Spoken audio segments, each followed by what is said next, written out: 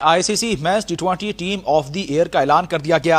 ICC T20 team of the year का कप्तान भारत के रोहित शर्मा को मुकर्रर किया गया है, जबकि टीम में एक पाकिस्तानी खिलाड़ी भी शामिल है। टी20 टीम ऑफ द ईयर में भारत के 4 खिलाड़ी शामिल, जबकि Australia, England, Pakistan, Sri Lanka, Zimbabwe, Afghanistan और वेस्ट इंडीज से एक एक खिलाड़ी शामिल है। पाकिस्तान के बाबर आजम टी20 टीम ऑफ द ईयर में शामिल हैं। बाबर आजम टी20 टीम ऑफ द ईयर में पाकिस्तान के वाहिद क्रिकेटर हैं। रोहित शर्मा और बाबर आजम के अलावा Travis Head, Phil Salt, Nicholas Pooran, Sikandar Raza, Hardik Pandya, Rashid Khan, Hasaranga, Jasprit Bumrah और अर्शदीप सिंह शामिल हैं। आपको हम खबर से आगाह करें, आईसीसी वनडे टीम के बाद ICC men's T20 team of the year का भी ऐलान कर दिया गया।